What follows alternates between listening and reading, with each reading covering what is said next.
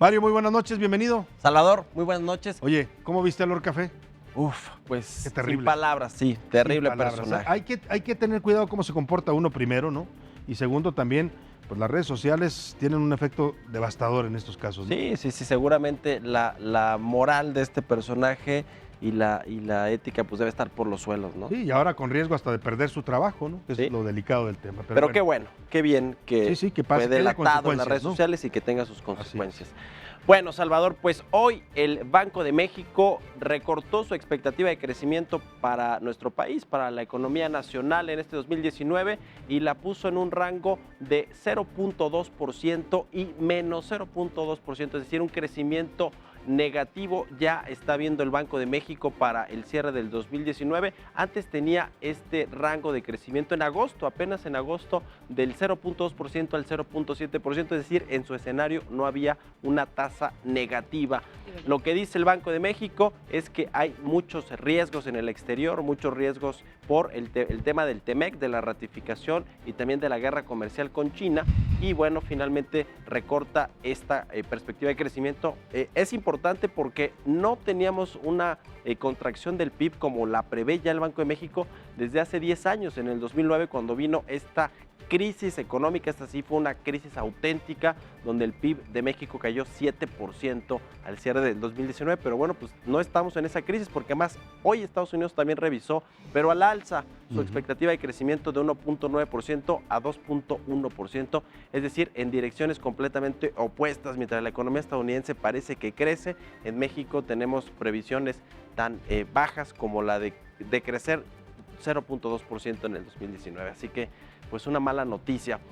Otra noticia que probablemente no sea mala, aunque no sabemos bien a bien qué se está terminando de negociar allá en el Congreso de los Estados Unidos, es que hoy Jesús Seade, el subsecretario de la Secretaría de Relaciones Exteriores, dijo que se reunió con el representante comercial de los Estados Unidos, con Robert Lighthizer, para tratar de dirimir ya algunos de los temas que tienen los demócratas allá en el Congreso de los Estados Unidos y aprobar o ratificar finalmente este TEMEC, este acuerdo comercial entre Estados Unidos, México y Canadá. Hay todavía algunos temas en el capítulo laboral o en materia laboral que quieren de último momento meter los demócratas, y dice Jesús Seade que ya lo revisó, no dice cuáles son en específico, pero que México está dispuesto a aceptarlos y que se ratifique de una vez por todas este TEMEC y que no se vaya hasta el 2021 probablemente, porque si no es 2019, el próximo año son las campañas en Estados Unidos. Le quedan prácticamente 2 días, que serían mañana y pasado, para saber si lo aprueban o no,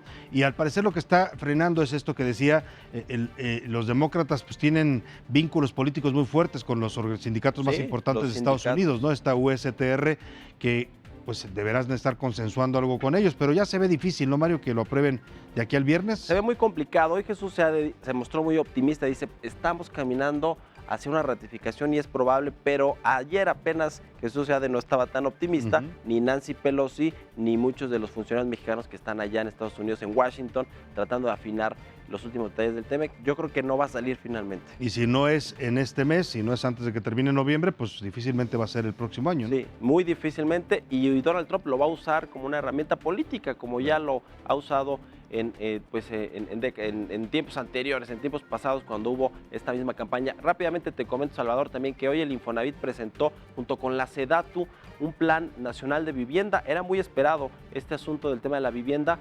Dice el Infonavit que van a destinar recursos por 2.3 billones de pesos para este programa.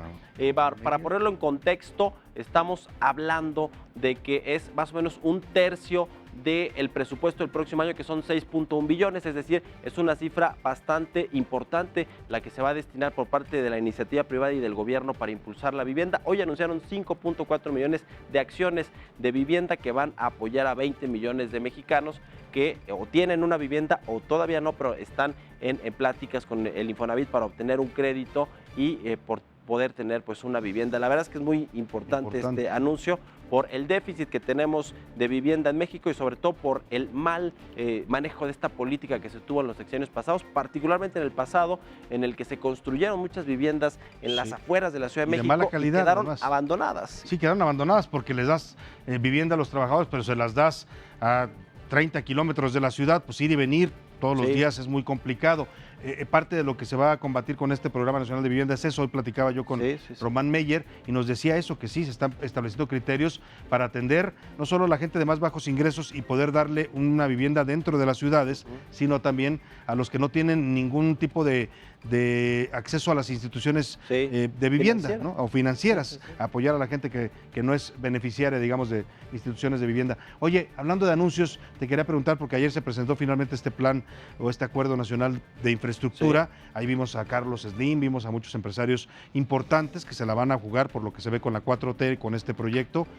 Primero, tu opinión sobre el plan, y segundo, hoy Carlos Slim, después de que ayer estuvo ahí muy cerca del presidente López Obrador, hace una declaración diciendo que el proyecto del tren transísmico le parece que es un mal proyecto, que no debe realizarse.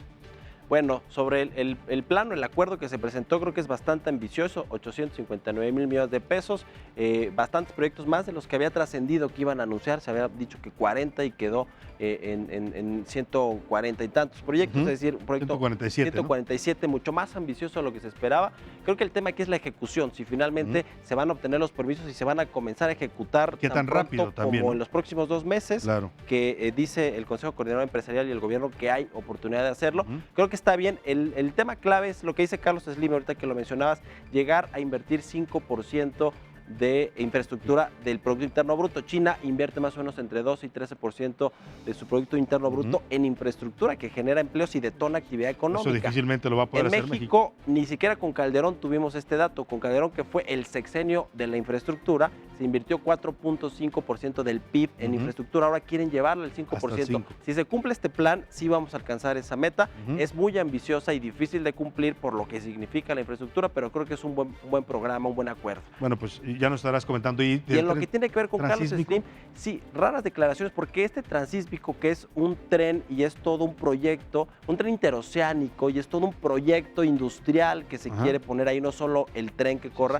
lleva más de 40 años queriendo salir, es decir, todos los gobiernos de los últimos 40 años lo han tenido en la cartera, en el plan, y no han salido finalmente. Lo que dice Slim es, a ver, si no hay beneficios puntuales de a dónde va a llegar esa carga, esa producción que tengamos en esta zona del Istmo de Tehuantepec, un tratado con Estados Unidos específico para esa zona no va a funcionar. Y si no tenemos algunas facilidades fiscales, donde haya mejores salarios, que sea competitiva, como una zona económica especial, sí, no va a poder salir. Y el tema es que quiere que compita con el Canal de Panamá, que bueno, pues es una gran obra donde llega todo el comercio, buena parte del comercio que se queda, que va a los Estados Unidos o que se queda en Latinoamérica, y que bueno, pues no tiene cómo competir este corredor transísmico. Muchas gracias, Mario. Buenas noches a Mario Maldonado, nuestro analista financiero.